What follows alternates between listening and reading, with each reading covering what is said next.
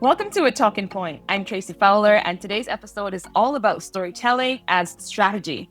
From viral moments to legacy headlines, we're unpacking how Caribbean entertainment brands are built and sometimes broken by the media that tells their stories.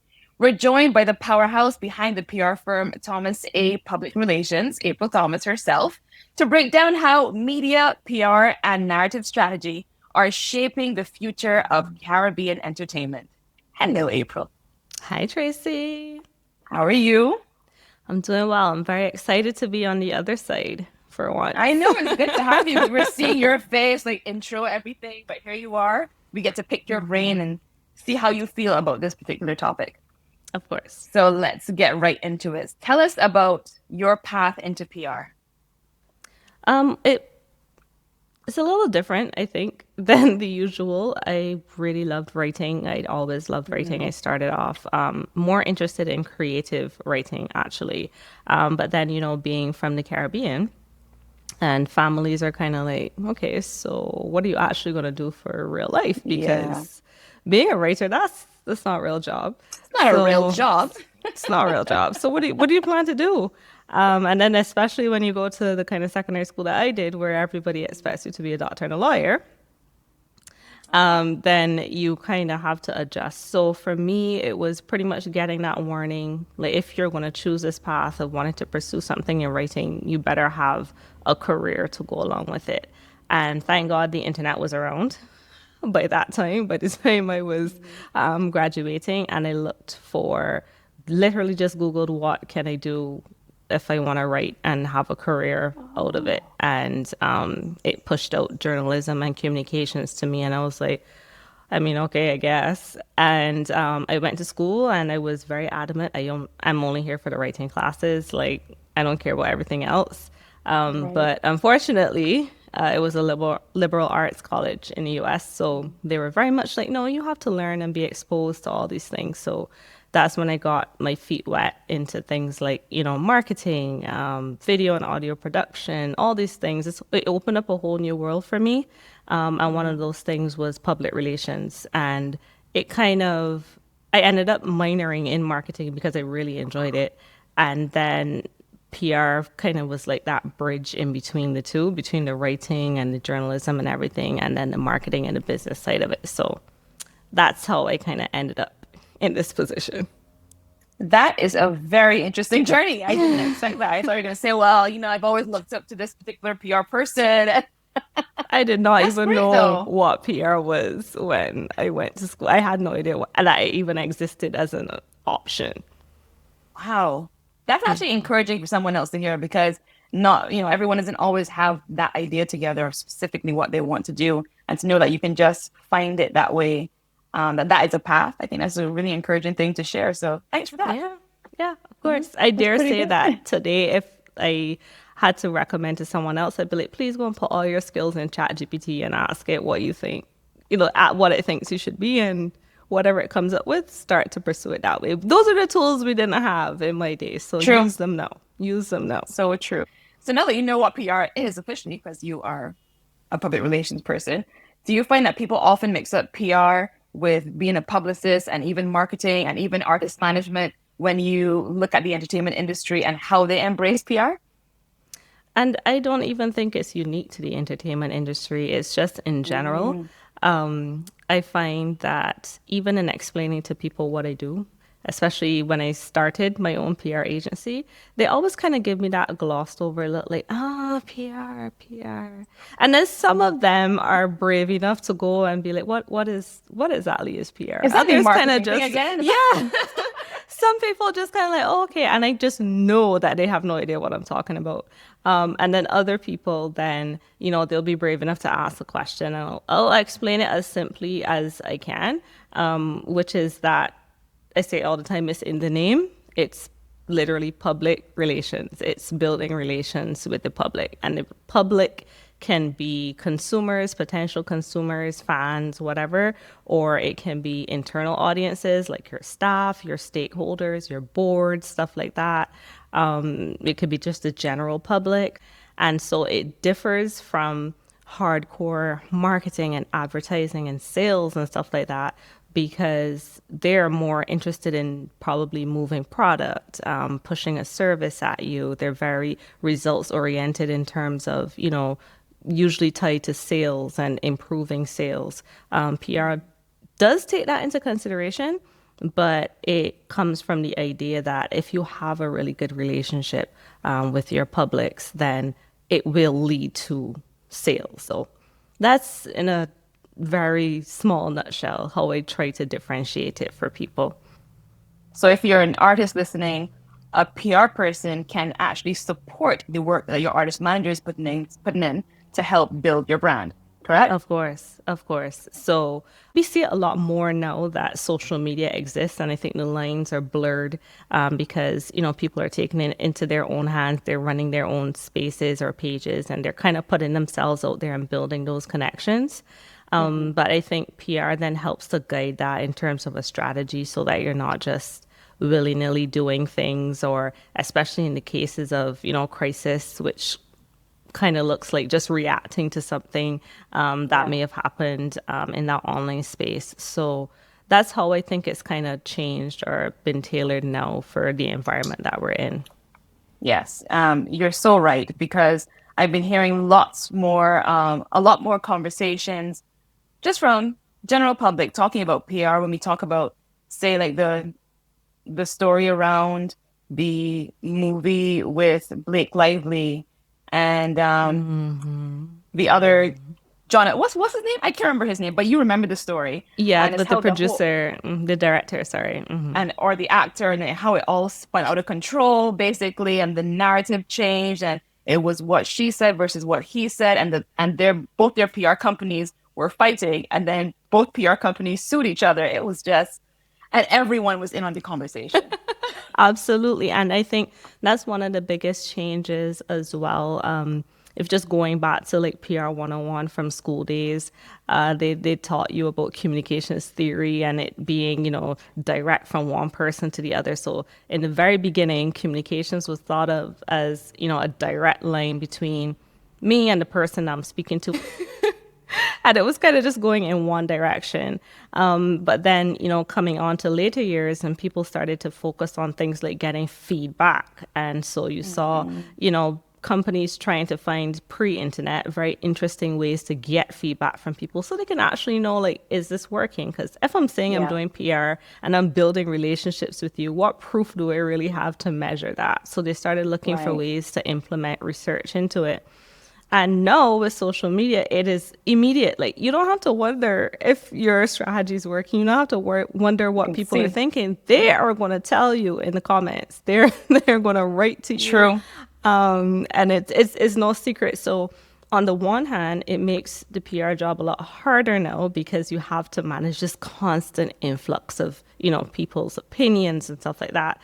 But it makes it easier in the sense that you know what people are thinking. You might not like what people are thinking, but you know what people are thinking. And seeing what people are thinking, especially for those within the entertainment industry, one thing we often talk about is controlling your narrative, controlling your story. Where do we begin when it comes to finding that story?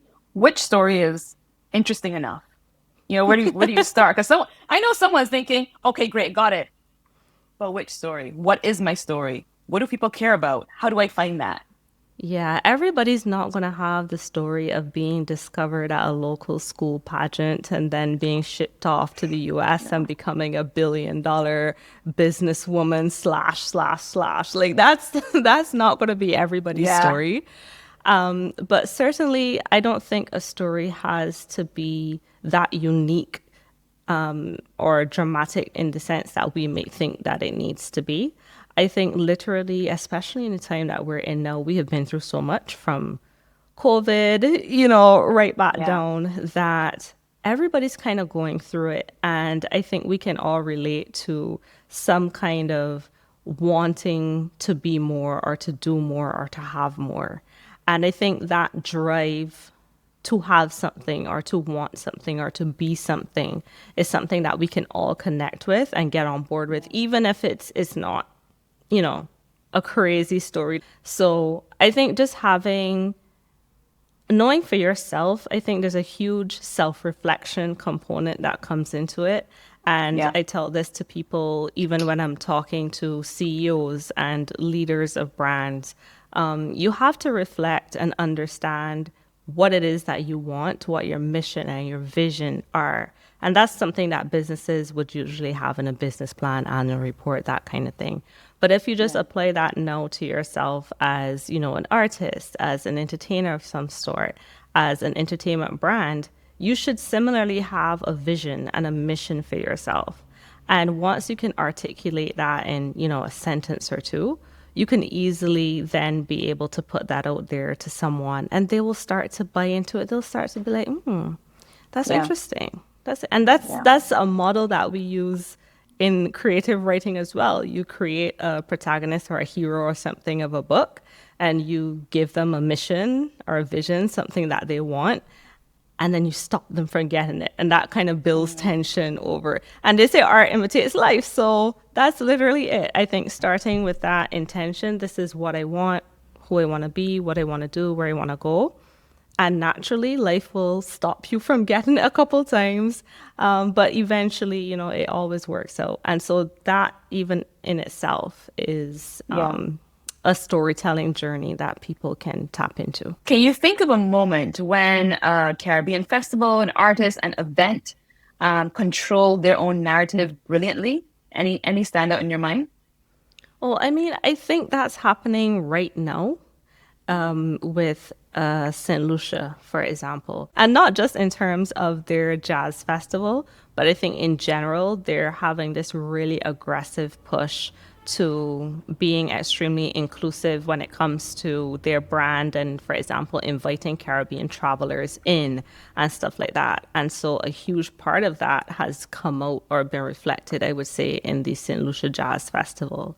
And I saw how aggressive their PR strategy was in, for example, targeting the Caribbean and getting Caribbean people to come to St. Lucia for the Jazz Festival. And that's really unique because in the Caribbean, there are a lot of destinations that may say, yes, we love and we welcome Caribbean visitors, but the ones that actually show up and do the work and invest in it to make sure that Caribbean people are aware of their offerings, have, specials, airline connections, stuff like that to make it a Mhm. reality.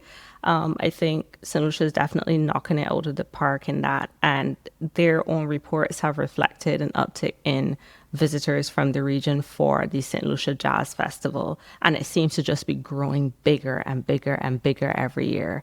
And so I think it's a mix of them having this narrative of being very welcoming and being very Yeah. inclusive and then actually showing up and doing the work. So the PR story behind it works.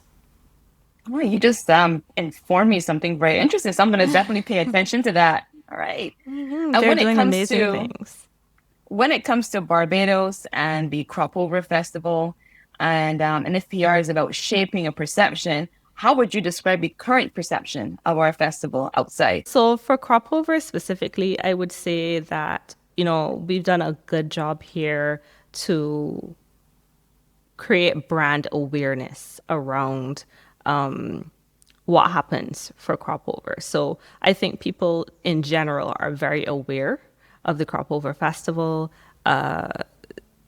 People around the world are traveling for it. We see that. We see hotel occupancies go up. I mean, like you jump in certain bands, you see a lot of foreigners. You go to certain fests, you hear a lot of foreigners. So we know that out there, there's awareness of it. Rihanna being a part of it so often obviously also catapults that. But I think that exactly where we need to focus more is on that story. So I know that for a very long time, people we're very quick or sensitive, I would say, Barbadians, to anybody referring to crop over as a carnival. So there's always this sense like, no, no, no, no, it's not a Yeah. carnival. It's not a carnival. Carnival is a very specific term with a very specific meaning. Barbados is a festival, da da da, and they will give you the history of the sugar cane and how it came to be, and so on and so on. And I think over time, we've seen a kind of shift in who is owning the story of crop over. Right now, I think a lot of the power and the strength and the brand recognition is in the hands of a lot of the private promoters. Mm-hmm. They've been investing quite a bit. We have, for example, bands like Crave and Aura that are traveling the world and promoting their offerings for Kadooment Day and, in case of Aura, some of the other events they have. But they're promoting these offerings around the Caribbean, in the US, in the UK. They're taking the brand out there. And to me, they may be the loudest and the proudest right now in terms of getting that story amplified.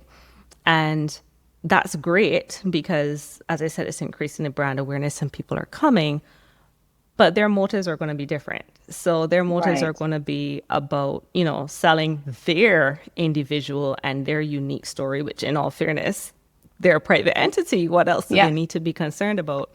But I think in terms of being more strategic and more intentional about that history that we have and what does make it a festival versus a carnival, I think we could do a lot more work in terms of owning that story. But it starts right here on the ground because you can't take a story out there if it's not the lived experience. We just talked about that and about Yeah. PR not being propaganda, but about being the truth. So that has to be the lived experience of every Barbadian here before we can sell that elsewhere. So every Barbadian needs to feel like this is a festival. This is a festival with rich heritage and history. And every year I participate in these 5 or 6 culturally significant or historic events. And I can see that a lot is being put into them. And when you get that kind of sense of the people at home feeling that, then that story is easily going to be translated Mm. outside of the country. But it needs to start here. You mentioned that Aura and, well, like the examples you use, Aura and Crave are the loudest right now when it comes to just sending their message out there about our festival. They're also online entities, and I want to know how you felt about that. Like, say, Beijing 2, they are very loud as well about creating a narrative. Um, and maybe they don't intentionally create a narrative, they just showcase what they see. And because the page is so popular, it creates a narrative about our festival. As a person who works in PR and you see that, what are your thoughts around it? Yeah, I think there are a lot of people that have their opinions on how the narrative is shaped and what is being used to identify us or to represent us, especially when being put out there to such a large market. And that's exactly why I said that there's always a danger when you run into, the private entities having the louder voice, Yeah. because they're the ones investing in whatever they're producing. So you don't really have any parameters that you can set on gatekeeping at that stage, what the culture is or should be and stuff like that. And even as you look at, and again, not to go too technical, but back into the idea of media theory. And, there is a part of media theory in journalism that Please talks teach about us. Yes. that talks about who the gatekeepers of any particular topic are when it comes to the media. So, for example, before social media, let's say we had 2 newspapers in Barbados, The Nation and The Advocate. And they were kind of fully responsible for whatever news went out there. So if something happened and they reported on it, it became news and it became a topic and people spoke about it. If you didn't report on it, then it wasn't. And so that might seem simple, but there's a huge power in that. And we see it Right. now around the world with media choosing to report on certain things or choosing not to report on certain things. And you start to look at things like, okay, what's the agenda here? What are they trying to push at us or not push at us and stuff like that? So now that we're in a time where media is so decentralized, and you don't necessarily have media companies that have things like ethics and stuff like that to worry about. And you have a lot of new media owners who are out there producing any kind of content they want because there's no regulation really, as long as it passes Instagram guidelines and you can get it Yeah. posted. You can put anything out there. So I think without us having gatekeepers well, we still have gatekeepers, I would say, but without them being the traditional ones anymore, I think we just have to get ready for a lot more of whoever has the loudest voice and whoever has the biggest following and whoever has the biggest audience being the controller of our message and our narrative. That's just quite simply what it is. All right, we're going to get back to that later in our chat. But I want to ask you, what are some pitfalls that you've seen in how artists or event producers handle media, and maybe how we can avoid them going forward? So I think, first of all, I'm always going to get back to telling the truth. It's the most important thing you can have in PR, and nothing works if you don't. But secondly, I think not being properly prepared to deal with the media. So there's, again, with the media being so fragmented and having changed so much, there's going to be a lot less regulation, a lot less, structure to maybe how they do things. And you can't have a situation where you're not prepared to deal with whatever may come. A good entertainer, a good artist, a good event promoter, anybody like that is going to be prepared before they go into any situation where they deal with the media. And I'm not, again, talking about the traditional print magazines or, going on television or something like that. I mean, even just being on social media, that is media. And being very prepared and intentional about how you approach certain messages, certain strategies. As I said, you're going to have a lot of feedback coming to you, whether or not you like it. And how you respond to that is going to matter. If you're holding an event and you say, I'll use the example just because it happened so recently, but you had the Tipsy Music Festival that's happening in Barbados. And they put out a statement saying that, you can't bring chairs into the venue. Yeah. And that sent people in an uproar. And, the responses, the comments, they started piling up by the hundreds, and people are, giving their reasons. Some people saying, I have a disability, I'm pregnant, I, have these reasons why I need to sit. And at that point in time, Tipsy, the brand, could have chosen to take one or two stances, which is standing on business. No is no, don't bring the chair. But then you have to consider what that would mean for your overall relationship with the public. If you have a standard, and there's probably, security reasons, or, there's a reason why they would have come up with it. But you have to then weigh that against, okay, this could potentially damage my relationship with somebody that, is clearly telling me this is going to impact them negatively. And so you have to determine at that point in time, how do I want to respond, and how is my response going to be perceived? And if you think down the line, there are a lot of people who kind of respond out of emotion, and it's very easy to do, especially if you're not trained. And they'll respond and they'll be very aggressive, and they'll, say, this is why it's this way, and you just have to do with it. And we know that that's not the kind of climate that we're living in right now. People don't take well to that kind of response.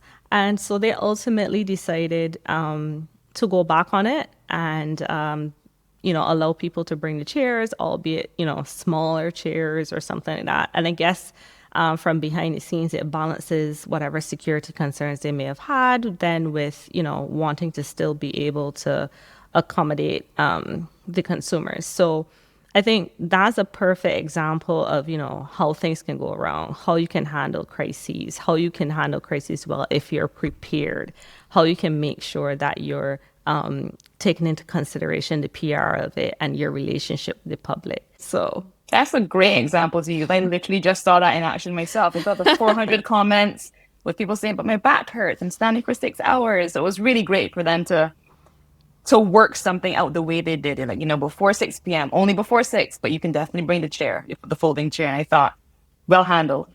And I think that is exactly, that can be applied to so many things. But again, the PR works when you have strong internal systems. So when you have logistics, when you have, certain steps in place internally that you can say, okay, this makes sense. This is what we're trying to accomplish, but this is how it's going to impact people. This is how they're going to receive it. How do we balance it? And then if you have all those processes set up internally that you can kind of reverse engineer and work backwards and be like, okay, this is the point we want to get to, which is where people can sit. What do we need to do that? All right, no problem. The chairs are going to need to be smaller. Done. We can only handle it up until 6 p.m. Done. And then you can have all that refined, have everybody on board internally, and then externally present this united front that says, without even saying it, they have literally said, okay, we've consulted with security, we've consulted with our logistics team, we've consulted with our ops team, we've consulted with, vendors, whoever else was involved in making the decision. And we are all here to say, yes, you can bring the chairs, but with these few stipulations. So even without saying all of that, I know from my experience in PR that is what would have had to go into, the work behind that message to make it possible. So for you personally, what is a media win that you are most proud of, and what kind of energy did it take behind the scenes to make it happen? So I think, and I'm going to use my example of storytelling again, starting from the beginning and then working out my way to the end. Okay. But about 4 years ago, I was asked to chair the Barbados Food Around Festival. And at the time, I had never done such a thing in my life. But as with everything else, I decided that I was going to rely on my strengths. And my strengths were PR. And I was like, okay, I know that I'm going to need a solid team to get everything else done, which is, the logistics and the finance and all the other things that are not up my alley. I do not know anything about cooking for 3,000 people. I don't know. Right. So it was about first getting and identifying those teams. But then after that, it was, for me, all the focus went into building this story around what the Food Around Festival was and what we wanted it to be. I was like, this is a brand people loved. People had to go to it. It was like a must do on their list. How do we get it back there? And so a lot of the focus went into really just developing what that story was. What did we want it to be?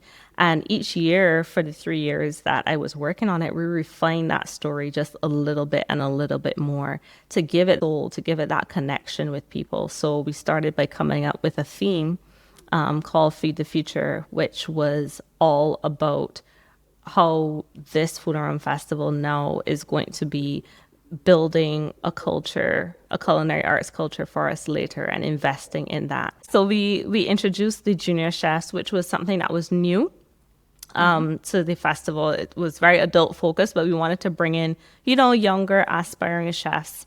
And we really started to tap into, their story. Each of them, as you could imagine, nervous. They all have aspirations of being like the big chefs that they see in the festival.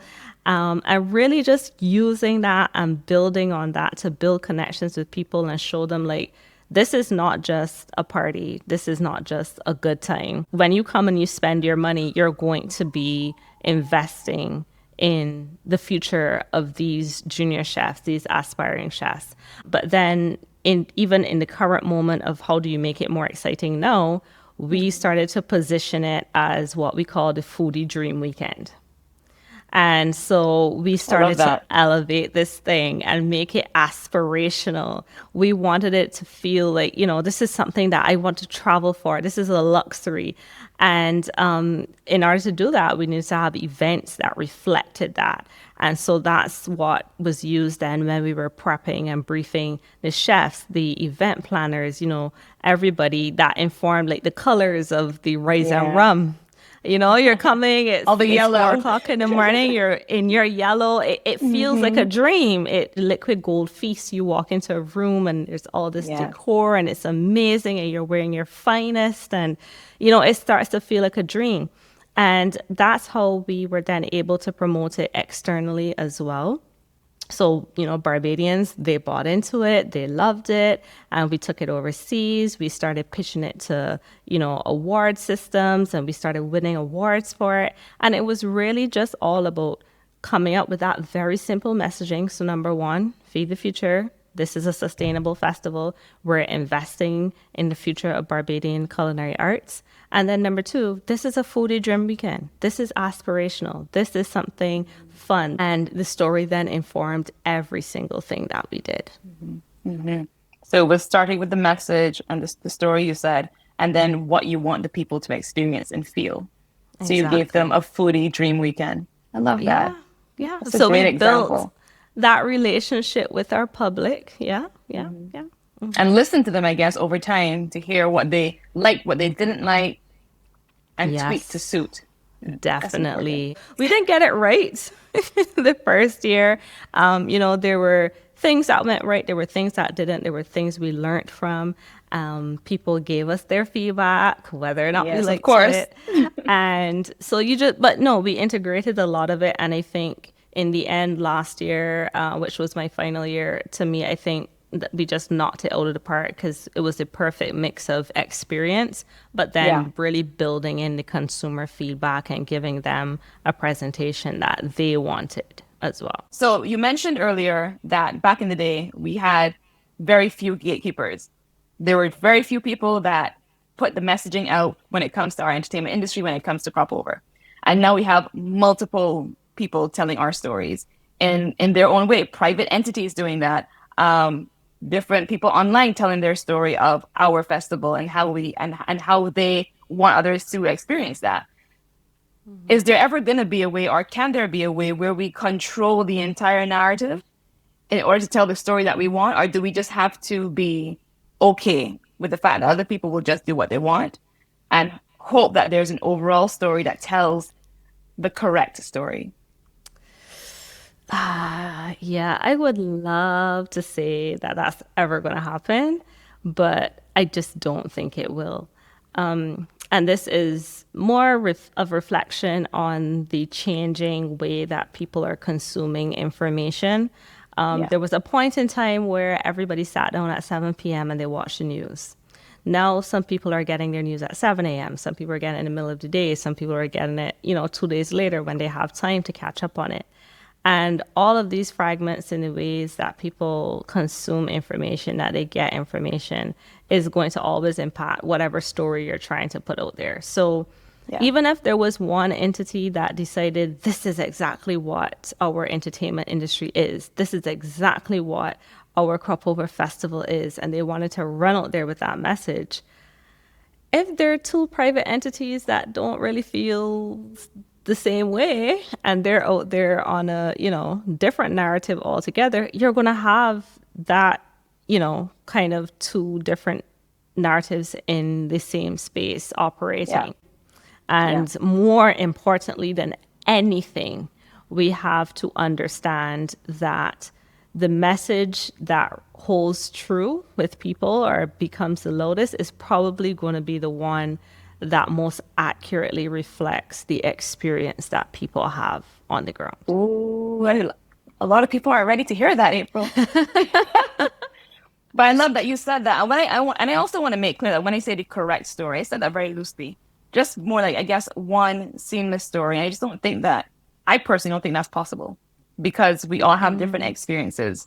And therefore, there are different buckets, different areas that different people are drawn to. Of the one experience. So I just wanted to hear what your point of view was where that was concerned. Yeah, there are always going to be people who have different ideas of what it should be.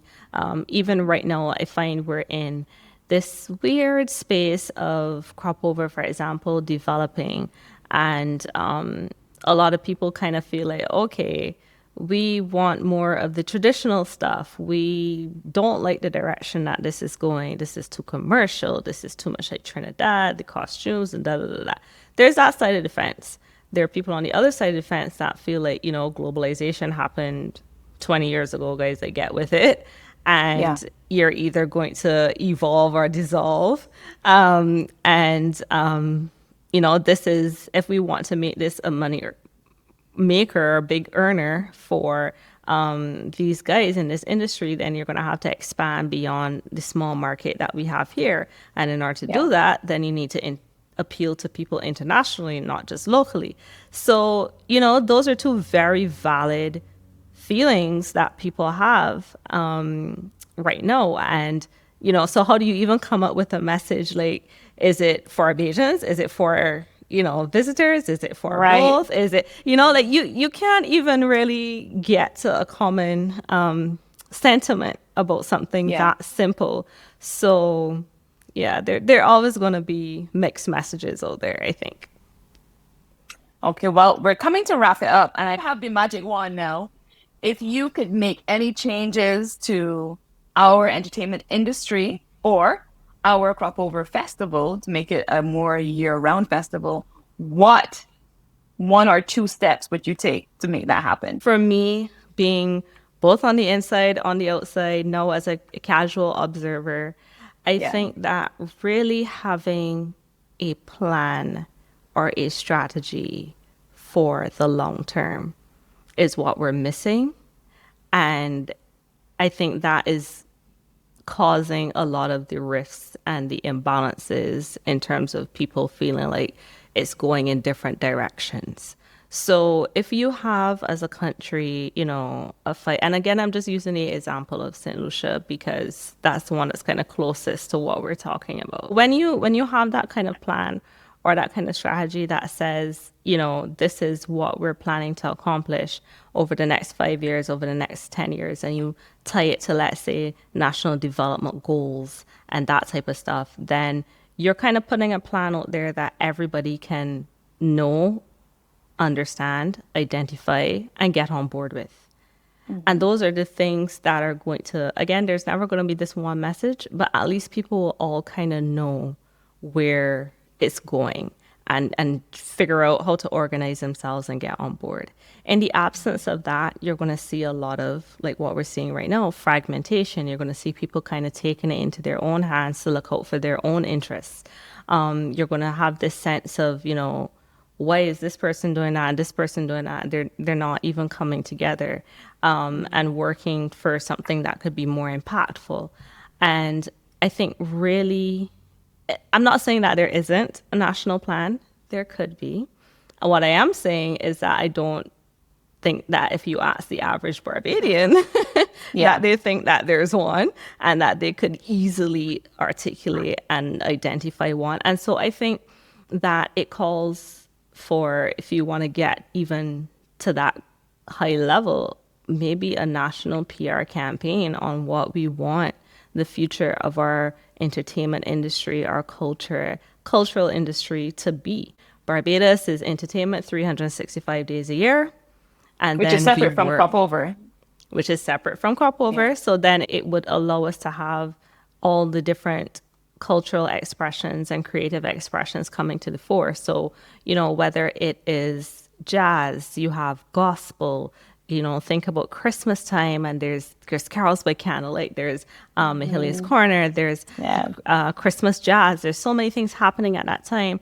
There's the reggae festival that's becoming a thing in and of itself and snowballing. So I think that, that's definitely an idea that we can go with, looking at what a 365-day entertainment industry would look like. Yeah. Okay. Something to aspire to. Fabulous tips today. We've learned so much about PR and the difference, the role, where we can apply it, how we can apply it, whether it's a personal brand, whether it's an organization. Any final thoughts before we close? The two most important things that I can leave anyone with coming up with a PR strategy for themselves, for their business, for their brand. Number one, you need to develop a story. And it doesn't need to be elaborate. It doesn't need to be over the top. It doesn't need to be fabulous. It just needs to be yours. So develop a story that all of us can get on a journey with to see where you're going.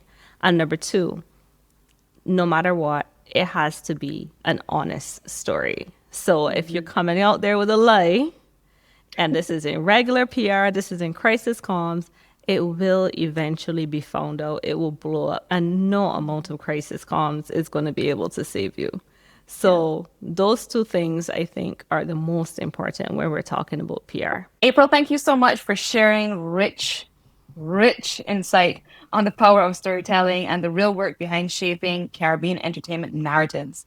You've reminded us that in this business, the story is the strategy. An honest story is the strategy.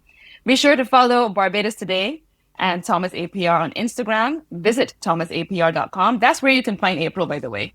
And follow the hashtag a Talking Point Podcast. Thanks, Tracy. This episode of A Talking Point podcast was brought to you by Thomas.A Public Relations in partnership with Barbados Today. Remember that new episodes drop every Tuesday right here on Barbados Today's YouTube channel, and then on Apple Podcasts, Spotify, or wherever you listen. Until next time, this has been A Talking Point podcast.